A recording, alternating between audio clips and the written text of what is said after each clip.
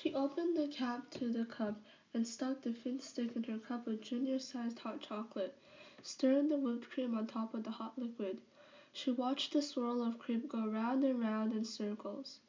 "Taylor, do you feel better now?" her mom asked from where she sat across the table, hands wrapped around a steaming cup of coffee. A stack of papers were placed beside her, papers that the therapist had given her. "Are you ready to go back to school?" Staring at her silhouette in the cup, she shook her head fiercely. She did not ever want to go back there, not to the place that had neglected her, praised her, and then beaten her up and used her as laughing-stock. "Do you feel safe with me?" her mom asked her once again as she leaned forward, grasping the papers. "We can talk about it if you want. I am your mother, after all." Taylor immediately shrank back. She clutched her cup, dragging it towards herself. Ignoring her mother's barrage of requests to share her troubles with her, she simply continued sticking her tongue into her scalding drink. She lapped her drink again, savoring the rich chocolate and the creamy texture of the whipped cream. "How can I help?" her mom pressed. She glared at her mom. She knew this was a subject that Taylor didn't want to be reminded of, but that was what her mom tried to pry out of her almost every single day. Taylor wasn't in the mood to answer those questions again. "Is there anyone you trust?" She continued to lick her drink. Her mom threw a few more questions at her. Through the interrogation, Taylor still managed to ignore her as she continued to savor the cup of hot chocolate. Her mom rolled her eyes, abandoning her doting character she used when she wanted to pry secrets out of her. She threw her hands up in defeat and slumped back in her chair. "You know what? Maybe we should try this again later." The sunlight glared through the window next to her bed. The sun cast a sickening light across her bedroom. She groaned and covered her eyes with her hand in order to shield out the glaring light. The house already slowly began to wake up. She could hear the clattering of utensils and dishes as her mom prepared breakfast for her, and the pattering of footsteps as her older brother rushed to make it to his high school on time. She waited for the steps that would announce her father's entrance into her room, but they never came. The footsteps were never heard since he left her family years ago. She rolled up to her side and stuck out an arm, pawing around for her clothes that she had placed out on her drawer last night. After a few minutes of blind mauling, she fished out her sweatpants and breezy shirt that she had pulled out of her drawer last night. She slipped out of her unicorn pajamas, exchanging them for the day clothes. Groggy, she shuffled down the stairs as she leaned on the railing. Taylor could smell the fried eggs that were sizzling on the pan as her mom flipped them on the pan. Her mouth filled with saliva and her stomach growled, so she urged herself to move faster toward the kitchen. Her mom greeted her with the typical forced smile, her hair still ruffled from last night's sleep. Taylor returned the gesture with a brief wave, snatching a plate off the shelf and layering it with the small pastries that her brother always brought back from the local grocery store. Her mom sniffed in disapproval. "You have to get some proper breakfast, dude," she noted. Taylor shrugged, biting into the crisp layer of the apple strudel as she brought her plate over to the couch. The sugar coated the inside of her mouth. Realizing she hadn't had anything to drink yet, she poured herself a cup of cold milk. She plopped onto the black leather couch, savoring the bits of the flaky pieces of the pastry. "Your class is at 10 today. Remember to prepare the rice for lunch," her mom casually told her as she worked behind the counter. "Do your best, okay?" Her mom glanced over to make sure she was listening. Sometimes Taylor ignored it, but today she looked back at her and nodded.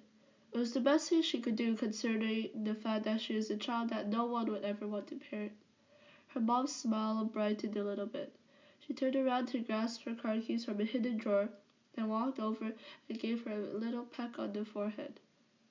"You know that I love you, okay? I have to go run some errands now." The door to the garage slammed shut, leaving an everlasting echo in the empty house.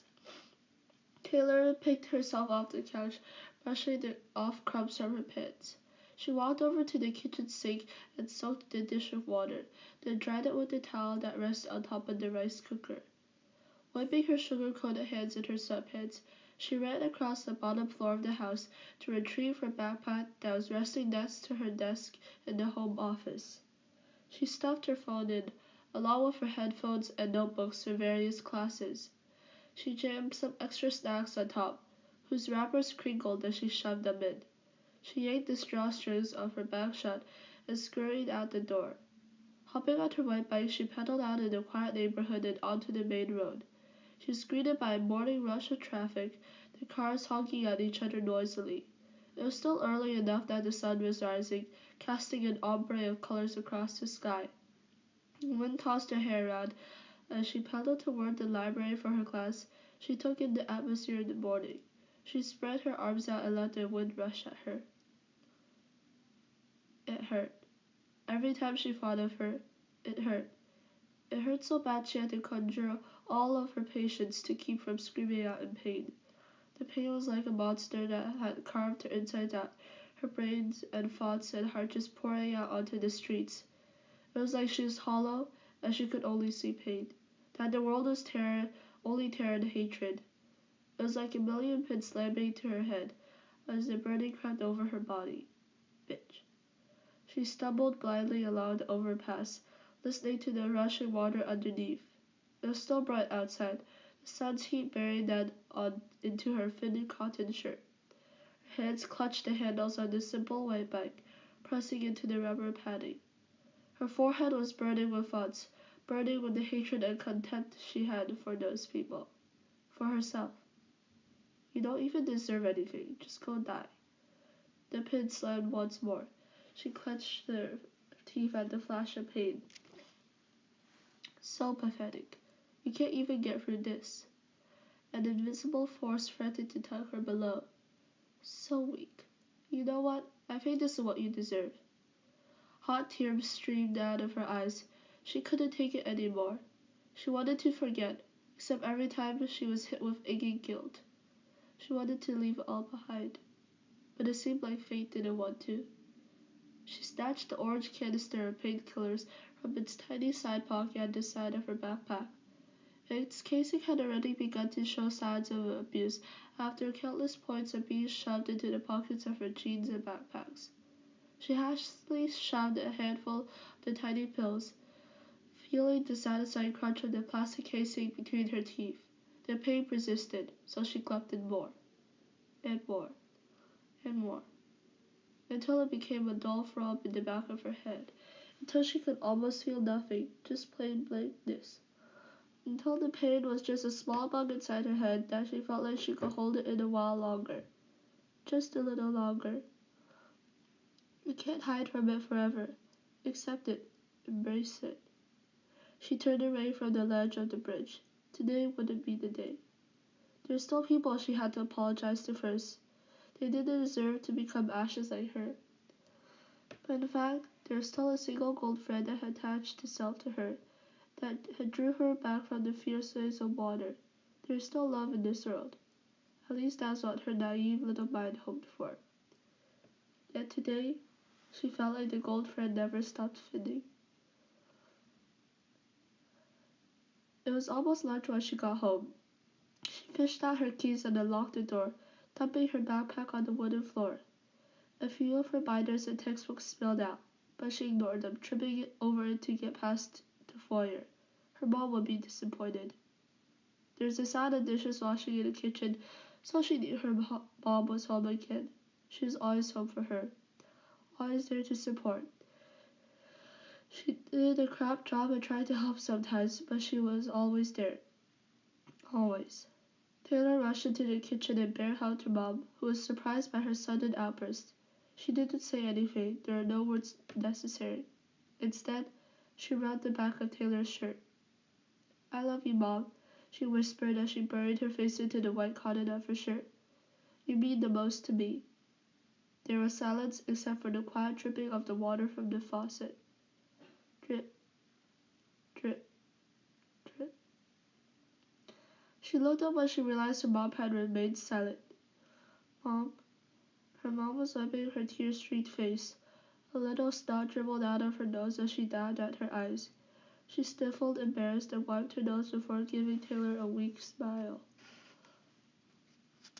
I love you more.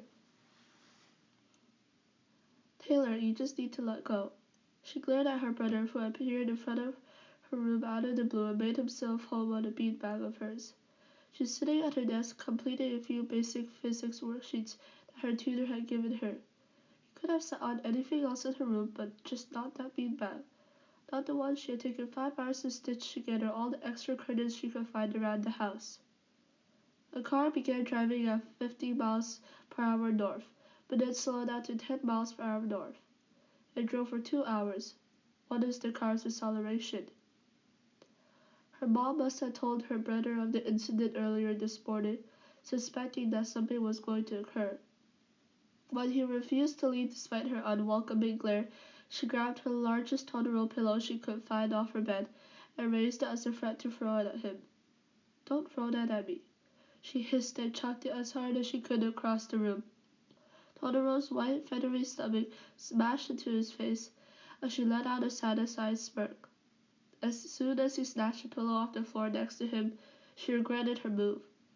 She knew her brother was going to sit on it next, and then taught her to listen to him. Listen to me, I'm in possession of your prized object. He sat his bottom on Totoro's cartoon face. She reached out a hand. No, Totoro. She wanted to ruin that face of his that had once made the freshman girls at his high school faint, but was now covered by masses of acne.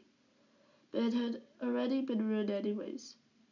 Ticked off that he had taken her pillow, she turned back towards her work and continued to work on the problem she had left off on. 5 minus 10 equals 30. Forget it, just take everything and erase it. Stupid. 5 minus 10 equals 40. 40 miles per hour divided by 2 hours equals 20 miles per hour squared. Destroy it and burn it. Take all the scribbles in your blank canvas and coat it with white paint. Taylor's pencil paused its writing. She wanted to point out that it's impossible to burn something if it was destroyed, since then it wouldn't exist. She turned around and stared at him with confusion. She couldn't understand what he was saying at all, especially when he was talking while staring at his phone, talking nonsense as he scrolled through his social media feeds.